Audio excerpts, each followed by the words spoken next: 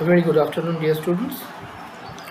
So, CC is knocking at your door, and I believe you are well prepared for this. And remember, this time, my experience with the last year's result tells me that it is better for you if you take these exams so seriously.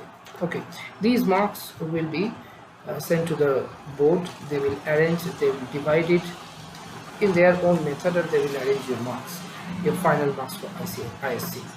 So it is better you take all these exams very seriously, you appear it honestly, and you read the whole thing. Though there is no such exam which is being held right now by the board, right now I am telling you, but still it is your onus and it is your duty to learn your syllabus, to grab it, to digest it well. That will help you a lot in your future study, in your future profession also. You just can't skip it because there is no such burden, and don't hope for a better future if you are skipping all these things completely. So my advice for you as a teacher, and of course as your well-wisher, will be that you read these things, you peruse the whole syllabus. It's very fun, it's very I should say it is enlightening for you to know all these things, to read all these beautiful pieces of literature written by such renowned authors, poets, dramatists. It's really very fun, and it is really very enlightening. Okay, you will learn a lot about this thing if you read all this. So, besides this learning part and your quest for knowledge, that part, the part that is most important is that your next year ISC exam and its result, these school exams, these terms, these CCs, these will play a significant part in determining your result, your score in ISC. That I'm telling you for sure. So it is better you take these exams very seriously, appear there, write whatever you can do best, and then you wait for the best thing that will be there on the day of your result. So I told you that it will be Act 4 for your CC exam. This is your second term CC, Act 4. There are some parts which I had already told you, probably 208, up to 208 will be there. So this part, let us do the revision bit a bit. Okay, let us do the revision. So when Act 4 opens, what we see, that this is the scene where Prospero, Ferdinand, Miranda, especially Prospero and Ferdinand, they are coming to an adjustment. Prospero is disclosing the fact that all the audience that you had to go through was actually set by me in order to test how much honest you are in your love, whether it is 24 karat pure or not. That was what I was determining by making you go through such audience, such rigorous tasks. But you have come up with flying colors. You have done well, and you have amazed all the persons who are watching it, the audiences, and me as a playwright, and me as a father. Every single person, the readers, the audience, whoever will read it, that person will really become amazed at Ferdinand, that he, being a prince, he was performing all the menial jobs without any complaint, only to have Miranda as his wife, only to have the consent of Prospero so that he can arrange the marriage in between Miranda and Ferdinand. That was what Ferdinand's sole beacon in his life once he lost, maybe, though it was an illusion, but still he believed that I had lost everything. My father, my kings, my chance to get back to Naples again, every single thing I had lost. Now the sole beacon in my life, that is to have Miranda as my wife. That is why he, without any complaint, performing all the menial tasks and jobs which was given to him by Prospero. Prospero appeared to him a very rude. He rudely appeared to him. His behavior was beyond expectation, but still there was no such lack in Ferdinand's attempt, in Ferdinand's, I should say, his urge to have Miranda as his wife.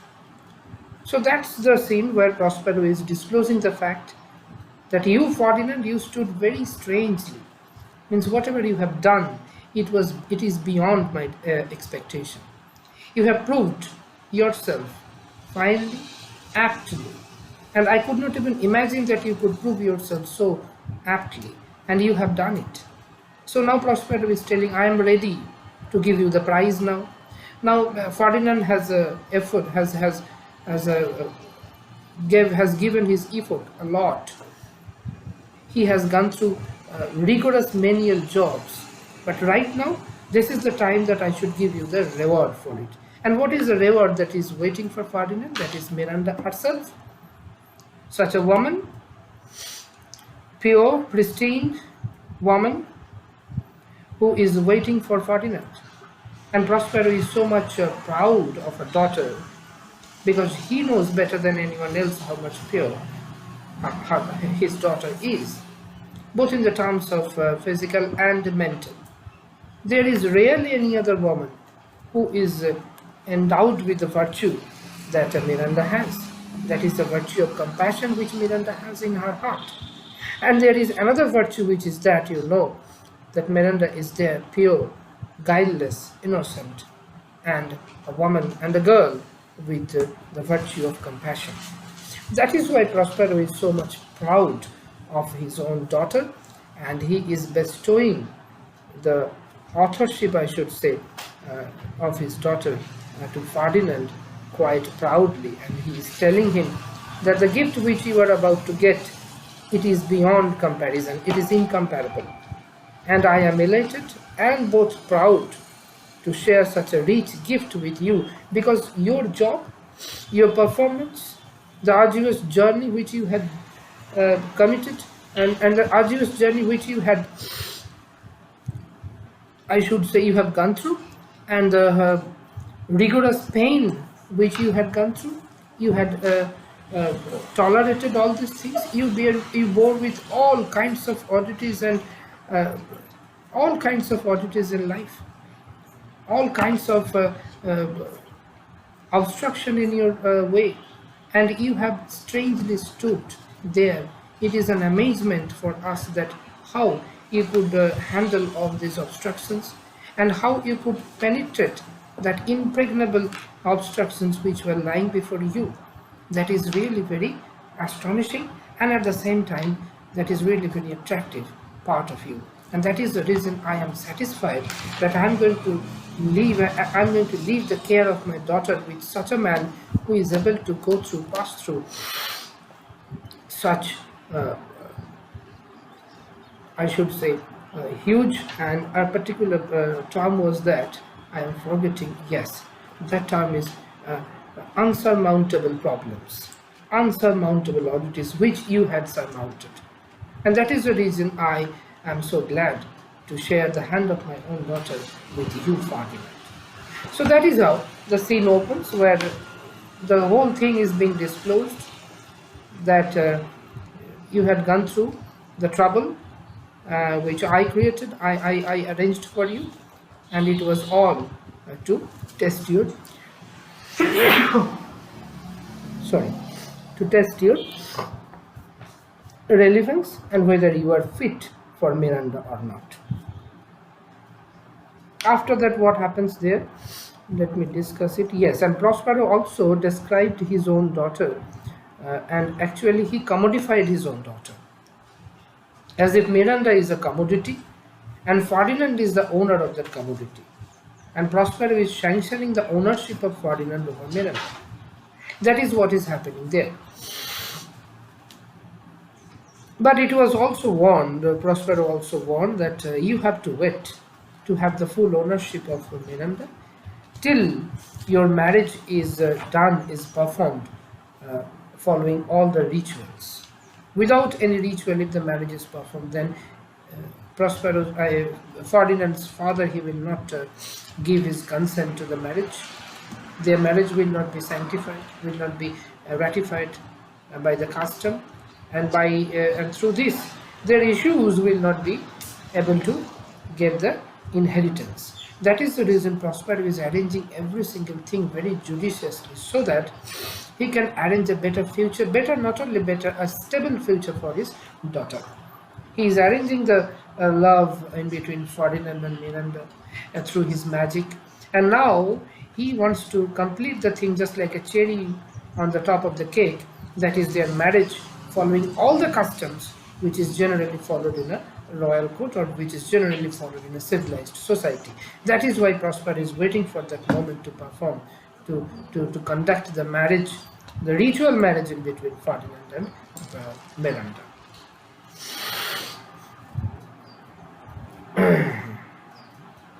Ferdinand also assures Prospero that I am not such a mean person who will not wait for the particular moment, especially who can't wait for the betterment of his own wife. So we are about to be married, and I am here to prove, and I have already proven how much perseverance I have to get the hand of Miranda, but again I will prove it with all my might, with all my dedication, that I am here, and I pursue Miranda not only because it is her outward show, it is her appearance, but it is what I believe to be myself. I believe to be something which is rarest among the rare. She has the virtue of being innocent, being compassionate, and being pure at heart. And I want to worship that virtue. I want to grant it. I want to share my utmost dedication and my utmost reverence to that part of virtue which Miranda possesses. And in order to do so, I will follow every single dictate, every single rule, every single article which you are telling me, my father Prospero. That is how Ferdinand also assures Prospero that I am ready to wait for an indefinite time if I am really to have Miranda with me as my wife. That's how the whole thing was going on. Now after that, Prospero will tell them that it is my duty that on the occasion of the marriage of my daughter, being a duke, though I am not equipped with all the royal facilities, but still I will arrange through my magic, through the power of my magic, I will arrange a beautiful mask which I could have arranged if the marriage had been conducted in a royal court. That is the mask. The mask I will arrange for you. And in order to do so, for Prospero orders Ariel to call his meaner fellows, I mean his meaner spirits, and to order them to put on some particular appearance and to hold the mask there before the newly married couple, Prospero and Ferdinand, in order to entertain them on that very propitious occasion, that very auspicious occasion, that is their marriage. That's how he arranged the mask also. Here, the first person who appeared in the mask, it was Iris, the messenger of Juno. Later we will discuss all these things, especially the characters who appeared in the mask, why these characters appeared in the mask, what kind of symbolism are embedded with these characters, these mythological characters who appeared in the mask, what is the very relevance and significance of the mask also. So later, by and by, we will discuss it in our next video. Till then, I hope you will go through and you will peruse every single line from Act 4 in order to write answers on your own. Please don't copy answers from net or any open source, I will say. Not net, I should say any open source. Okay, open source answers are very much predictable, monotonous, and they won't carry as much marks as you wish to get. Keep it in your mind very clearly. So that's all for today, students. Let's call it a day. We will meet again in the next week. Ta-da.